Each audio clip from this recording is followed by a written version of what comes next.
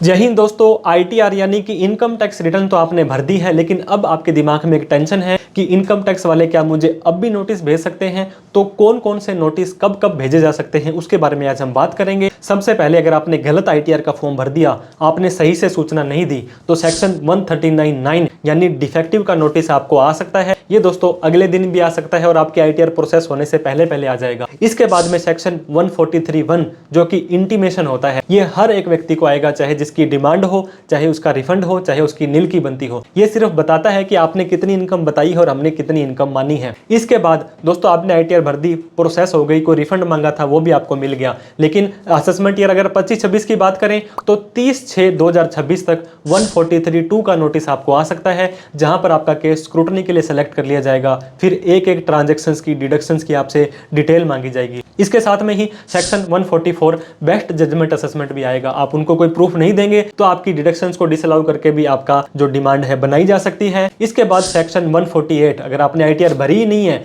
या बहुत बड़े बड़े हाई वैल्यू के ट्रांजैक्शंस कर दिए हैं, तो 4 साल तक जो आपका फाइनेंशियल ईयर खत्म होता है, या 6 साल तक अगर आपने ट्रांजैक्शंस 50 लाख से ज्यादा किए हैं, सेक्शन 148 के अंदर नोटिस आ सकता है। इसके अलावा इनकम टैक्स डिपार्टमेंट को लगता है कि आपसे कुछ सूचना मांगनी है, तो सेक्शन 133(6) के अंदर कभी भी आपको नोटिस भेज के मांगा जा सकता है। इसके अलावा आपकी हाई वैल्यू ट्रांजैक्शंस, आपके ASTS का डाटा ITR से मैच नहीं हो रहा है, या कोई भी कंप्लायंस पोर्टल पर जाकर के आपको नोटिस है, वो दोस्तों ये इनकम टैक्स वाले भेज सकते हैं। तो आप लीगल रहें, लॉयल रहें, बिल्कुल सही से आप अपनी ITR को शो करें, इनकम को शो करें, करेक्ट और एग्जैक्ट ITR का फॉर्म भरें, AIS, TIS और 26A को चेक करते रहें। दोस्तों किसी भी तरह की प्रोफेशनल हेल्प चाहिए हो तो दिए गए नंबर पर कॉल, मैसेज, व्हाट्सएप कर सकते हैं। Thank you so much for watching this video. जय हिंद, जय भारत।